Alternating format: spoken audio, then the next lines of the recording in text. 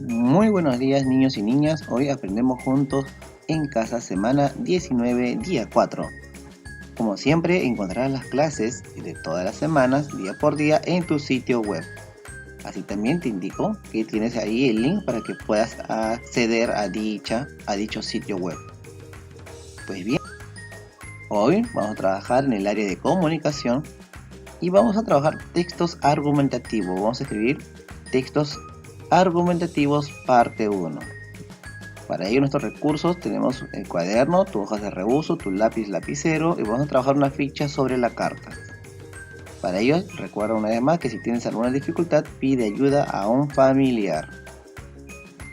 Empecemos juntos. Te recomiendo lo siguiente y siempre ten en cuenta que esta semana tiene un objetivo muy claro. Recuerda que es llegar a escribir textos argumentativos. Por ello que todo parte de las preguntas, de las premisas, cómo podemos identificar situaciones de riesgo que vulneran tu espacio personal y qué debemos hacer para cuidar el espacio personal propio y el de los demás. Así también, recuerda que estos días hemos trabajado diversas actividades como conocer las instituciones que velan por tus derechos, por tu seguridad, por tu espacio personal. Así también, la ubicación de estas instituciones es importante conocerlas a través de un plano, tal como hemos trabajado el día de ayer en el área de las matemáticas. Asimismo, en este camino de exploración y de reflexión de las formas en que manejamos nuestro espacio personal y cómo nos conducimos para cuidarlo, defenderlo y saber buscar ayuda, y sobre cómo respetamos el espacio de los demás, nos lleva a la elaboración de un texto argumentativo, que será plasmado a través de una carta personal o pública. Así tenemos entonces nuestra meta. Nuestra meta es planificar la escritura de una carta argumentativa para fundamentar la importancia del respeto de tu espacio personal y el de los demás. Empecemos juntos. Pues bien, acá tienes unas pequeñas acotaciones sobre las cartas. La carta es muy antigua, mucho antes ya, pues digamos, desde las cartas epístolas del Nuevo Testamento de la Biblia. Y es más, hasta antes de Cristo, las cartas eran un medio de comunicación necesarias. Ahora, claro está que solamente lo utilizaban los que sabían escribir, pero con el pasar del tiempo las cartas que eran escritas en rollos de papiro pasaron a escribirse en hojas de papel. Y con la creación de las escuelas públicas para que toda la población aprenda a leer y escribir, la carta se convirtió en una forma escrita tan común como el diálogo en la comunicación oral. Como pueden ver, ya en la actualidad, con la llegada del internet y los correos electrónicos, ahora el uso de la carta sigue siendo vigente, pero ahora a través de estos medios. Uno escribe cartas a través del Gmail, del Hotmail, diversos correos, del Yahoo. Pues bien, las cartas son parte importante de nuestras vidas y una forma de comunicación escrita que nos permite mantener contacto con aquel o aquellos receptores que están lejos de nosotros. La carta nos sirve para comunicar nuestras ideas y argumentarlas, contar historias, dar noticias, expresar sentimientos e informar sobre algún tema a otra persona u otras personas. Su estructura es la misma de siempre: lugar y fecha, saludo, cuerpo de despedida, firma y postdata, si es necesario. Pero el uso del lenguaje varía según a quién o a quiénes nos dirigimos. Pero sin embargo, recuerden chicos, no vayan a confundir. Profesor, yo me comunico con mi familiar a través de WhatsApp. Ya ese es un diálogo escrito, porque estás conversando con tu familiar. Una carta es lo que tú escribes para enviársela a aquella persona y esa persona lo va a leer. Pero esa carta, por eso lo puedo escribir a través del WhatsApp, sí. Esa carta lo puedo escribir a través de los correos, sí. ¿Ya?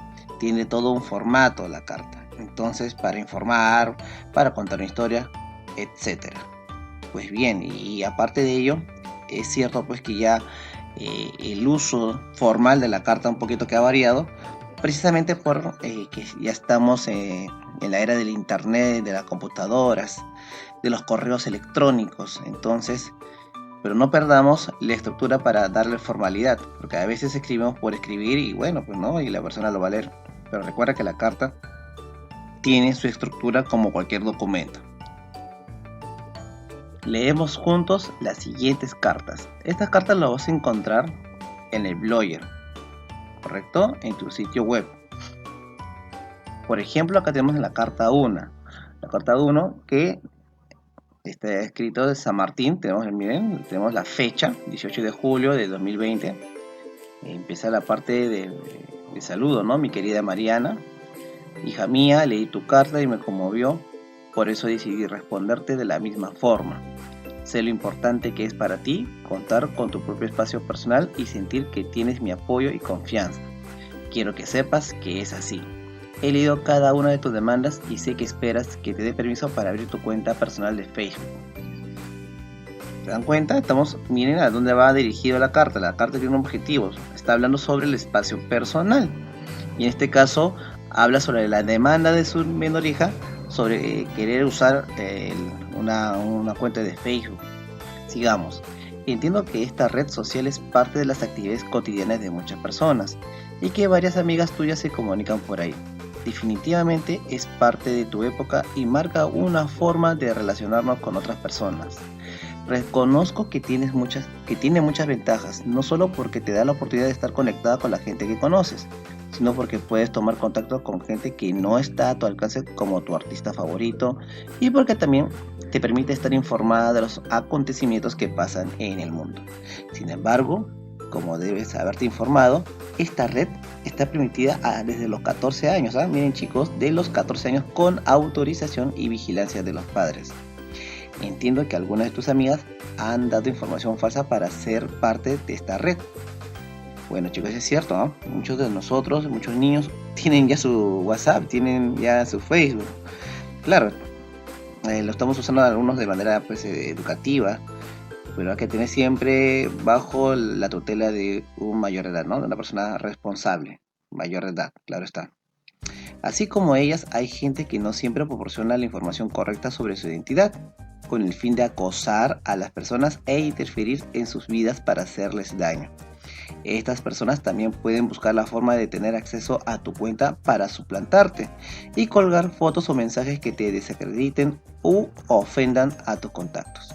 Por otro lado, las redes sociales también generan problemas de adicción o efectos negativos en la autoestima cuando estamos muy pendientes de la aprobación y tenemos la necesidad de divulgar nuestra vida personal. Mi querida Marianita, tú tienes 12 hermosos años y ya llegará el momento de que puedas usar esta red con toda la responsabilidad que representa darle un buen uso para disfrutar de sus ventajas.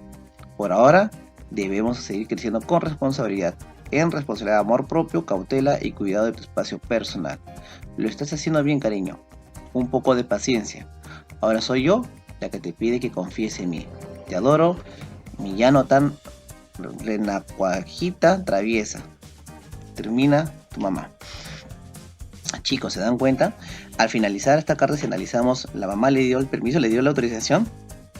No, ¿correcto?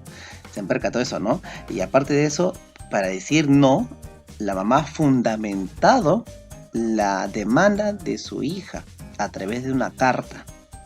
Por eso esta carta lo puede enviar a través del correo, a través de repente una hojita, la mamá le escribe una cartita a su hija, ¿no? Etcétera. Hay varias formas de hacerlo. Como les vuelvo a recalcar, acá hay una demanda, ¿no? de una menor de edad, de 12 años, que se llama Mariana, y su mamá le responde. Y le responde con cautela también, chicos. Le entiende que está creciendo, pero también le fundamenta que es muy peligroso. Entonces, chicos, a ustedes también siempre conversen con sus padres en cuanto al uso de estas redes. Y acá tenemos una carta 2. Y es distinto. Miren la forma. Ayabaca, 25 de marzo del 2020. Pueblo de Ayabaca. Debemos cuidar el agua. El agua, dice. Escribo esta carta a toda la provincia en general. A cada ciudadano que siente suya esta tierra, quien nos vio nacer. Nos acogió y nos mantiene. Pido que tomemos conciencia sobre el cuidado del agua. Es un pedido importante y urgente. Sabemos que el agua es un recurso natural abundante en el planeta. Antes se disponía de agua en abundancia para el trabajo agrícola, pero el consumo humano, para los animales y para otras actividades de mi distrito de Pacaypampa. Sin embargo, hoy observamos que el agua es cada vez más escasa, no solamente en mi pueblo, sino en toda nuestra provincia. El agua es una fuente de salud y vida. Es un elemento básico para la sobrevivencia de todo nuestro ecosistema, incluidos nosotros y nosotras. Es un bien económico y social que está disminuyendo en la naturaleza. Por ese motivo es necesario organizarnos para utilizarla de forma racional y cuidar que no la contaminemos. Las comunidades de nuestra provincia se han organizado y han hecho fuertes donde había fuentes de agua. Pero ahora muchos afrontan las sequías por el cambio climático y la contaminación del agua por el mal uso. Esto termina contribuyendo al calentamiento global y, en consecuencia, repercute en nuestros animales, en nuestras plantas y nuestra salud. Sin agua no hay vida. Nos corresponde denunciar las malas prácticas de las industrias y educar a la población, que tiene una escasa conciencia y cultura ambiental. Invito a todas y todos a que trabajemos por el cuidado del agua, no la contaminemos y así protegeremos nuestra salud y los recursos naturales de nuestra provincia para que los jóvenes y las futuras generaciones recibamos una herencia natural, aprovechable, renovable, vital y acogedora. Atentamente, Hernán Carguayoya Abad, estudiante de tercero de secundaria. Mírenme chicos, niñas y niñas y niños, aquí ya es una carta pública, porque está escrito hacia varias personas, hacia una provincia, hacia el pueblo de Ayabaca. Y si se dan cuenta, el tema principal es sobre el cuidado del agua. Es un tema social. Miren la diferencia entre la carta 1 y la carta 2. La carta 1 es de una manera individual, una manera personal. La carta 1. La carta 2, en cambio, es una carta pública, una carta social, que va destinada hacia un tema, en este caso, sobre el cuidado del agua. Podríamos hacer también una carta de esta manera nosotros, sobre hablar al pueblo no al pueblo, sino a todos los ciudadanos limeños sobre el tema de espacio personal a través de una carta. ¿Ven? Entonces chicos, como pueden darse cuenta, acá podemos ver dos tipos de cartas que de cierta forma tienen la misma estructura, pero el fondo, el objetivo es distinto, y aparte de ello también a quien está dirigido, ya que en la carta 1 va dirigido hacia una persona y en la carta 2 hacia varias personas. Pues bien, aquí vamos a responder juntos. Pregunta 1. Para cada una de las cartas, esto lo vas a responder en tu cuaderno. En la carta 1, ¿por qué la habrán escrito de esa manera?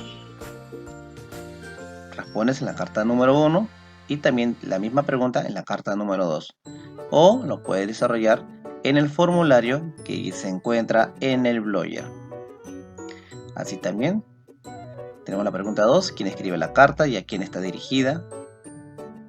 Por ejemplo, en la carta 2, hay una persona a quien escribe la carta, ¿no es cierto? Y a quien está dirigida hacia el pueblo al pueblo pues justamente que está teniendo estos problemas del agua. En el caso del número 1, por ejemplo, quien escribe la carta, la mamá, y a quien está dirigida pues a su hija, ¿no? Que está señalada a Mariana, ¿no? Para que por el uso del Facebook. En el número 3, ¿cómo es el lenguaje que se emplea?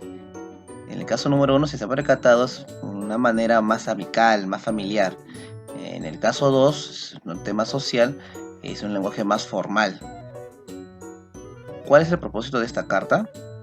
Ya sea de la número 1 y de la número 2. ¿Cuál es la tesis? ¿Dónde está escrita? Pregunta 6. ¿Cuál es el argumento de la...? Muy bien. Analizamos juntos.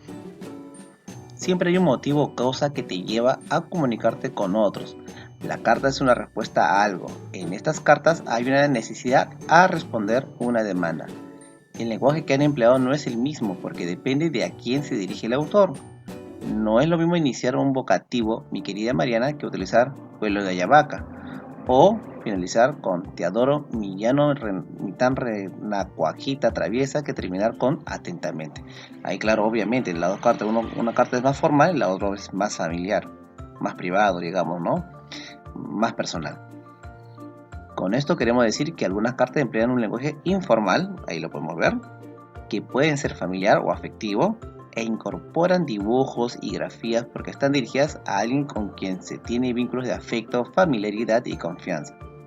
En cambio hay otras cartas que tienen un lenguaje más formal, ya que están dirigidas a personas que son ajenas al autor.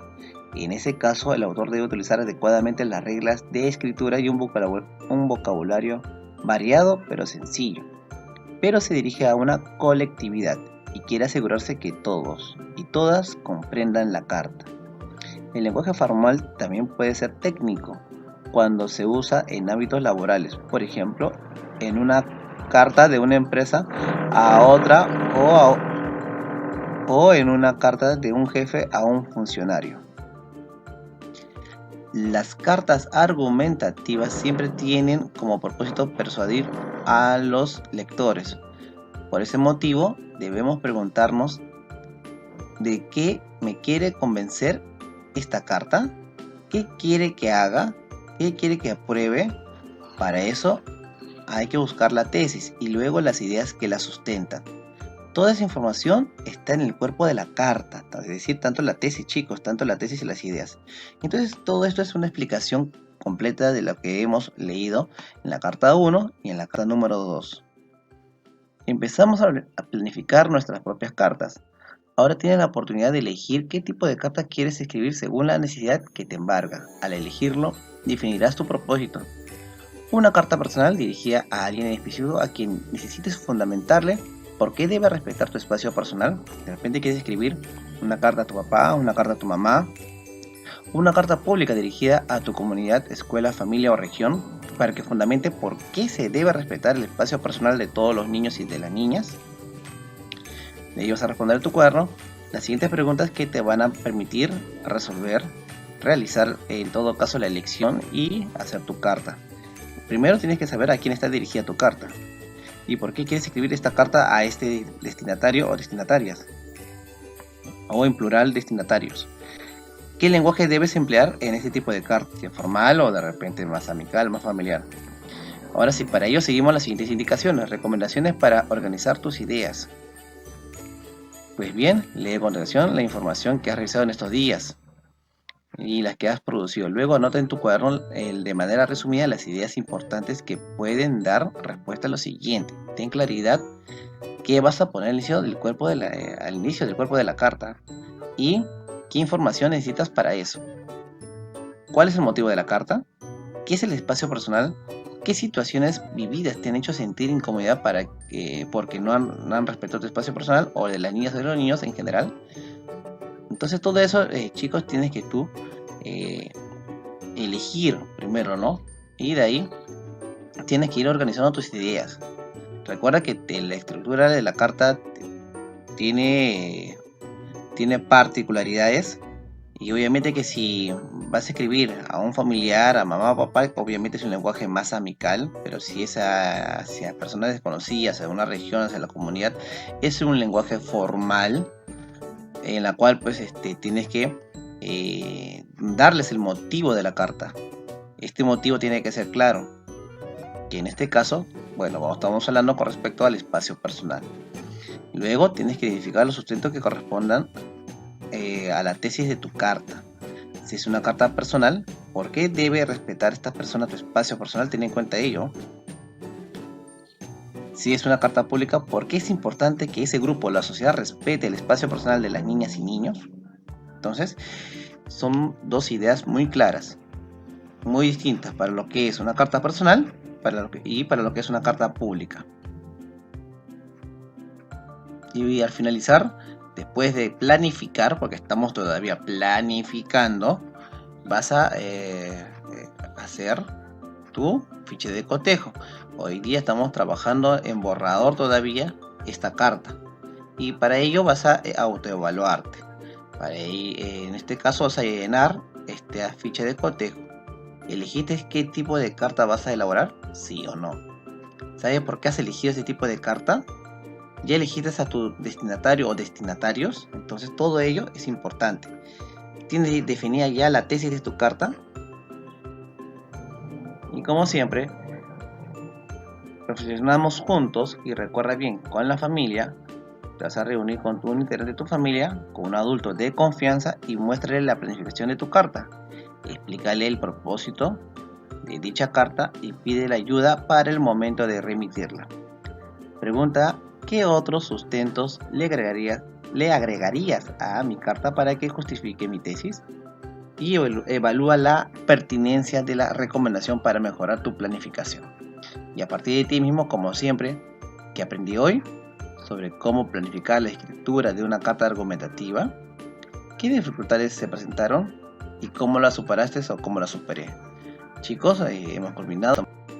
Es muy importante que aprendas a argumentar tus ideas, tus opiniones, a fundamentar. En este caso, lo vas a hacer a través de una carta.